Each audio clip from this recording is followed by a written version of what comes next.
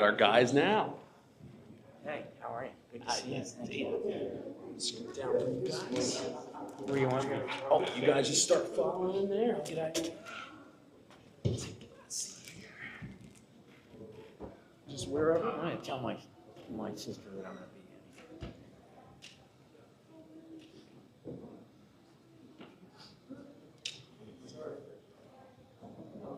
in. And guys, we now have coming to the stage Jim Swearingen. Sorry, I hear you, man. Ron Rudak. Getting old, man. Yeah, sure as hell is. Jim, coming? Just a quick note, we need to pull the mics a little close to you. Yep. Just waiting for Tim. Yeah. Oh, here he comes. And then There he is.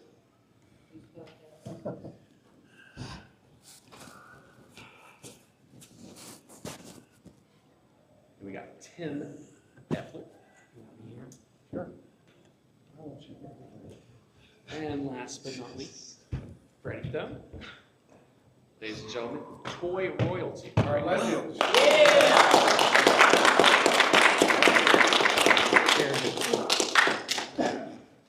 All right, so getting going here, kind of a. We got, excuse me, we got a broken chair. Oh no. Good thing I didn't sit on We got a little loose chair around. Swapping out, it's like a pit stop. it. Would you like me to move, perhaps? Well, that would have been convenient a minute ago. The first time on TV. Sorry. And guys, 3 minutes into my show, we're already throwing chairs. It's always something. You wanna test this for me first, Fred? Yeah, really. All right, so kind of get us going, just kind of a question for everybody, kind of just go down the line, like the early going, like between like Kenner and Hasbro, was there like a mutual appreciation or was it kind of like a fierce competition between the two? The very early years. That's a hard question to answer. I think the people at Hasbro really didn't want Kenner at Hasbro. Okay? And the reason is it would have been a loss of jobs that were at Hasbro. And that's exactly what happened. When Hasbro bought Kenner, some of those designers were asked if they wanted to come to Hasbro to work. And Hasbro had a bunch of designers come, and then there were other designers who didn't want any part of Hasbro.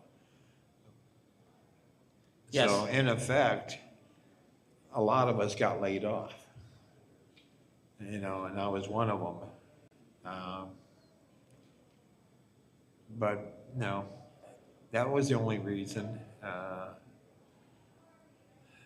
Yeah, I would say prior to that though, Kenner, being at Kenner, we were definitely fierce competitors. We were competitors. Yeah, fierce competitors with Hasbro.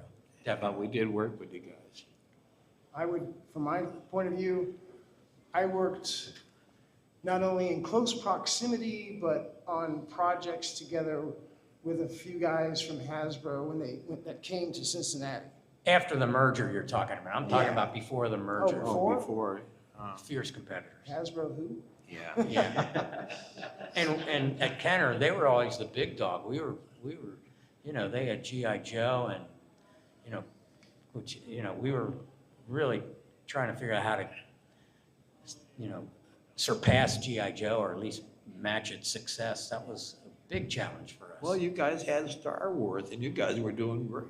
Yeah, after Star Wars, but before Star, I'm talking about before Star Wars, we were always trying to figure out, I mean, if you think about it, $6 Million Man was an attempt to match G.I. Joe's success at that scale, so very much so.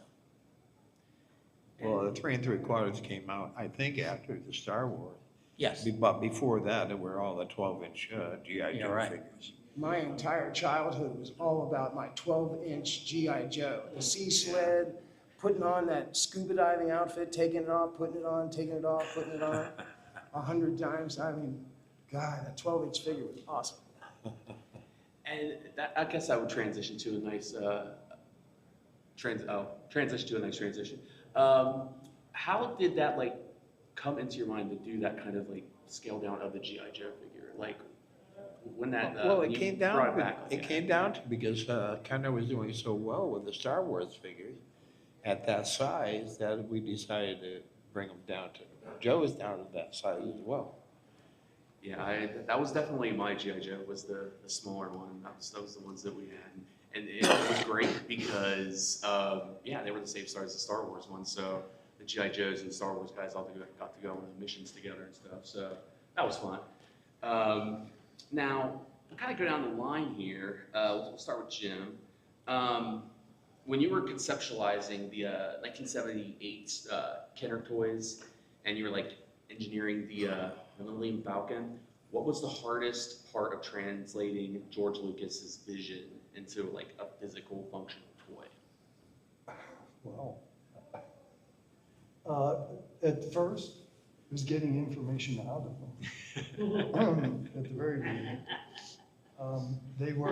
they were so busy finishing a film and getting it on the market. They weren't prepared for us when they first presented it to us. It was like, well, do you want to do this? And when we were finally saying, yeah, we need all this information, didn't have the information, and we needed so much of it. I didn't actually. The Millennium Falcon, in particular, was within all the stuff. I was getting information for it, but Mark Boudreau started as a co-op, and he was the one doing the grunt work on it. He started with a foam core model of it, coming up with the scale of the thing, and it was developed around the 3¼ inch figure. So everybody kind of pitched in and helped like define it, but he was the one that did all the, at first the cutting up of foam core and made beautiful models of it, and then he did all the turnover stuff that would go to the production people. So, and then as far as the Millennium, he kind of followed the Millennium Falcon into production, and he worked on every Millennium Falcon until practically, well, all the scales and different ones, almost till he passed away. Unfortunately, he passed away way too early. But did incredible work, it did it by moving to Hasbro. Your first question about Hasbro, I was gone by the time Hasbro was talking about moving people to Rhode Island. I had been to Rhode Island because I worked for Hasbro for 4 years in girls' toys, from 85 to 90 or something. You worked in girls? Huh? You worked in girls? You didn't even know. I worked on Gem and the Holograms and Moon Dreamers, and I was in marketing with Maureen Souza and Maureen Souza, yeah. Gina Sarad. All that, see, boys' toys, girls' toys at Hasbro, they rarely talked to one another. And then there was Play School, and we didn't know anything about what they did. So I didn't have any dogs in the fight It's between basically Hasbro. like different tables at lunch, pretty Yes. much. Yeah. We travel in different circles. Now, just keep on going down the line I here. worked in with girls' toys. Yeah? Yeah. Well, you were doing G.I. Joe by that point. That was after Joe. And Yes. Ron, how much of so we all know you did a lot with putting like the personalities into those like Joes and everything. Like how much freedom did they give you with those like initial like G.I. Joes, like as far as putting like personalities and your own spins in them and everything? Well, I didn't work on the personalities that much. It was Larry Hama from Marvel Comics who gave all of my Joes my bios, and they're all written on the back. Mm-hmm. But as far as giving the personality, no, I just gave them the look. There's definitely a lot of personality though in those looks. Those initial Joes, they are definitely the best ones I think of this set, because there's a lot of them. They did go in so many. They kind of set up the archetype for all the rest of the Joes moving forward. Was those Yeah, first well, ones? So Larry Hama is a comic book writer and editor for Marvel Comics, and he's still doing it. He's still doing the G.I. Joe comic book after all these years. He's still writing for them, plus other comics that he writes on. yeah, he's definitely one of my favorite comic book writers. Actually, an awesome Marvel comic book writer. And this one's for Tim. So how did like design philosophy shift from kind of like the 80s to like the 90s? Because there was definitely like, the toys got a lot louder in like appearance, definitely between like the 80s and 90s. Yeah, there was a lot of stylization. I mean, when you get to that scale, that the 3 3/4 inch scale became somewhat universal at that time, with G.I. Joe following, and then just about every other property would do something close to that scale, maybe a little larger, started to creep up in scale. But at that size, you just to do portraiture execution of your character was not enough to distinguish it from, let's say, how much does a G.I. Joe figure look different from a Star Wars figure? Is it a Star Wars figure or is it G.I. Joe? So what you started to do is put a lot more stylization into those figures, so you could really tell that they were from a different line, maybe even a different sequence of the line. Like Batman did this very well. Where they started really distorting the characters and from like a normal figure to be a really distinctive stylization within that line. So I think a scale kind of drove that to happen to some extent. Yeah, it definitely, like, you look at a lot of like the toys that came out in the 80s, like it seems like they were kind of learning, like, and then as things went along, like, oh, okay, kids like this, like these types of designs on the arms, so, and it just kind of built one from that, kind of like a snowball. Now this one's for Freddie. As a as a master model maker and sculptor, you literally like created 2D concepts into 3D prototypes. Was there any design that you really fought to like move forward that like they were like, I don't know about that one? Like what time period are we talking here? Well, any. Like, was there like a figure that, they were just kind of very iffy on, but you had a great feeling about, and you were like, I really think this is going to be a good one, guys? Honestly, I don't mean this to be a disappointing answer. Nothing really comes to mind. To what Tim was saying, I like, for example, Batman. Okay, for whatever reason, I mean, from my childhood, my God, Wednesday night, 7:30, Batman and Robin, But, so to work ultimately on the toys years later is amazing to me. I just love Batman. Once we acquired the license, after the release of Tim Burton's first movie, I basically, as I recall, I'm not saying I did it all by myself, but I got assigned to the Batman line. And with a few exceptions, pretty much all the figures, all the vehicles. I mean, there are a couple other designers like Mike Brand and stuff, and Bob Lindsay and things like that who, we were all in one group and we would divvy up kind of stuff. So to the point, we were always trying to push the physicality of Batman, it's like, muscle and, so we were always searching for like, okay, what is Batman? Okay, he's got a utility belt and he's got a cape. Well, that ain't gonna cut it with Kenner products, We needed line extensions, we needed another 6 figures to be coming out, every 6 months. So it was like, okay, like what can we make Batman do? How can we you know, how can we change this coloration? Do we go to metallics instead of just the standard gray, you know, blue underwear over a gray, you know, tights and stuff like that. So there again, I don't know if I'm really answering your question. It's just, it was not so much pushing against something to get management to like it. The challenge was the hunger for more and more and more figures, and how can we extract more possibilities? How can we create accessories and rocket launchers and, you know, jet packs and just all that stuff.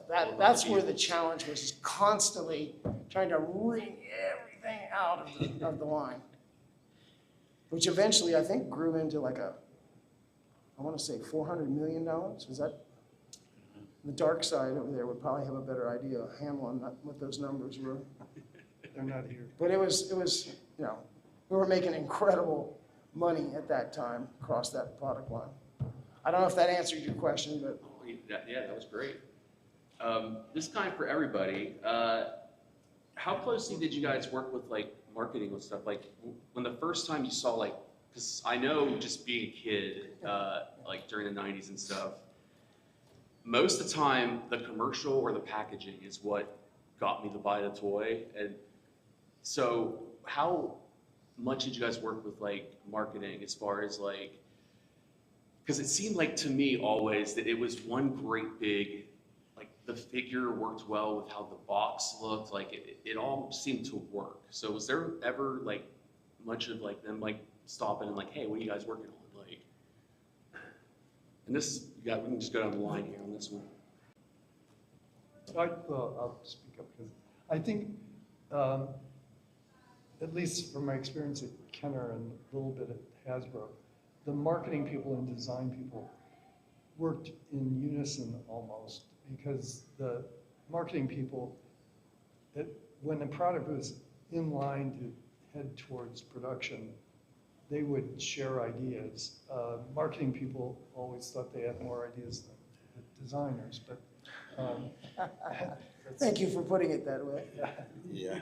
But we worked, my experience, because when I went to the dark side and was in marketing, I paid attention to the designers maybe differently than the P&G or a formal marketing person would have.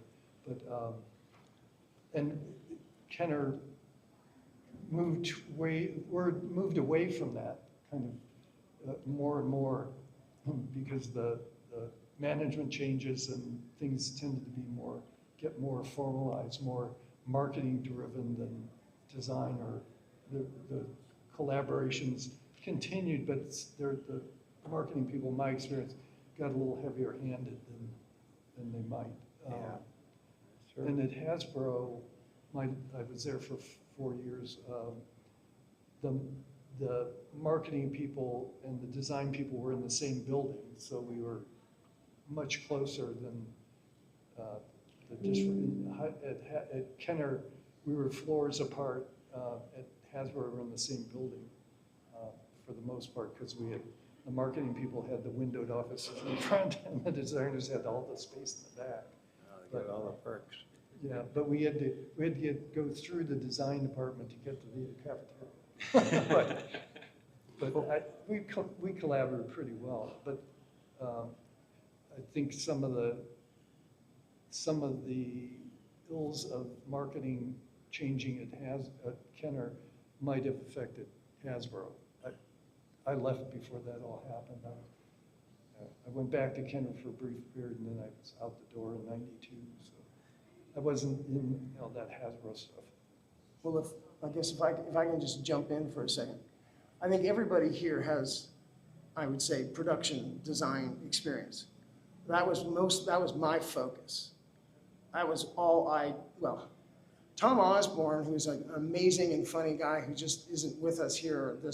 He's still with us in the world, but he's not with us here today at this convention, and that's a shame. He came from prelim as, the home base, I guess basically you would say, for Jim and Tim. And I think since I worked for him when he came down to the production design and the boys' toys, I think he brought with him the thinking that, you know, okay, you guys are the guys who shepherd the preliminary design. You gotta dot the I's, cross the T's. You gotta work with costing more closely, marketing, you know, the whole 9 yards. But he also wanted to bring a sense of like, well, you guys are creative too. I want you guys to start doing more preliminary design also. You know, I don't care if we gotta work extra hours. You guys need to show you're creative just like those guys in prelim are creative. So I think he took that as a challenge. Okay, to the point, from a production design standpoint, I found, and this is not like, you know, like a rose-colored glasses point of view, I found it very, as Jim was alluding to, very collaborative.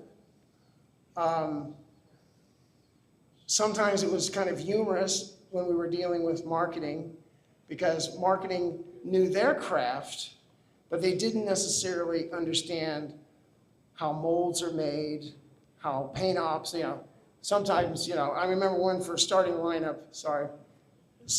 we did one marketing guy came in, and he had a rudimentary understanding of injection molding. And starting lineup, they were producing actual wooden bases for the sports figures to stand on.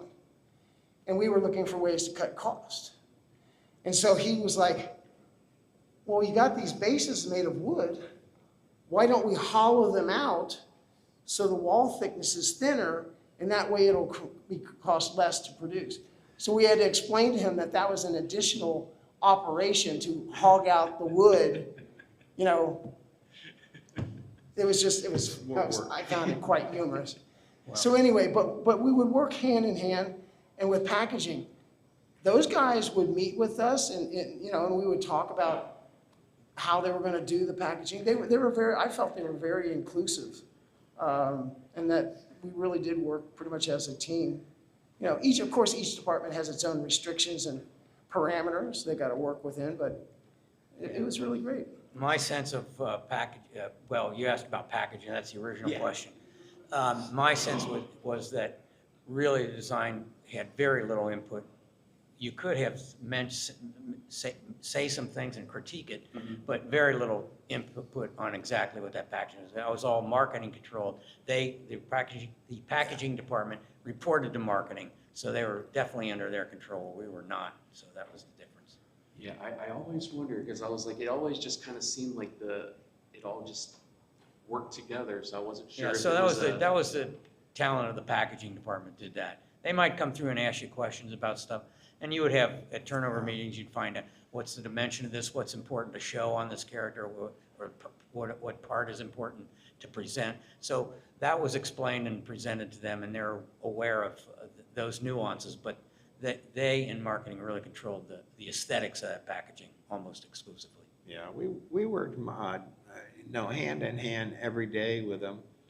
They came in, and gave us a lot of direction on certain different products and whatever. You know, we all got along.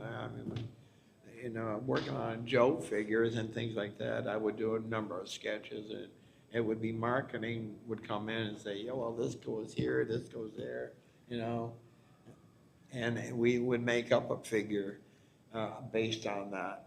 But they also chose all the colors. I would do the colors and have you know, color swatches and everything like that. But it would have to be approved by marketing. You know? And if you saw after I left Joe, colors on G.I. Joe product got brighter and more colorful.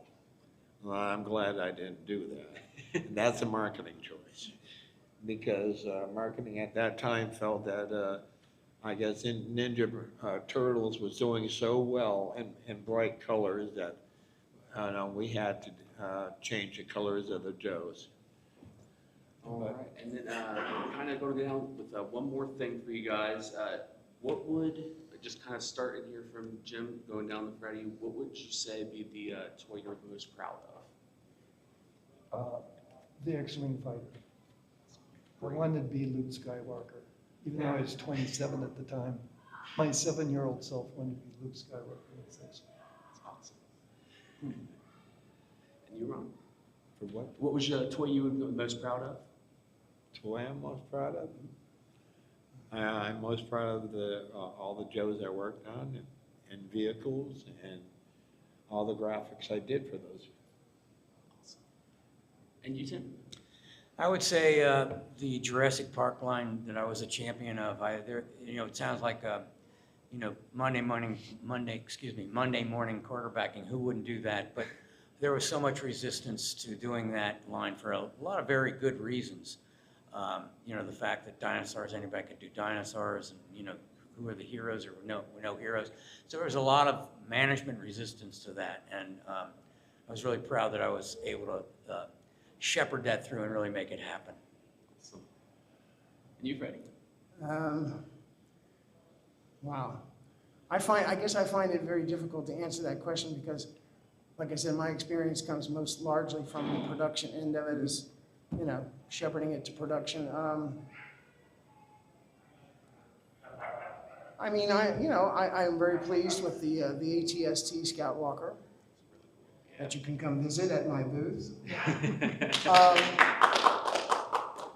Because when I think back on that, it's all about working with engineering, which is mostly what we did.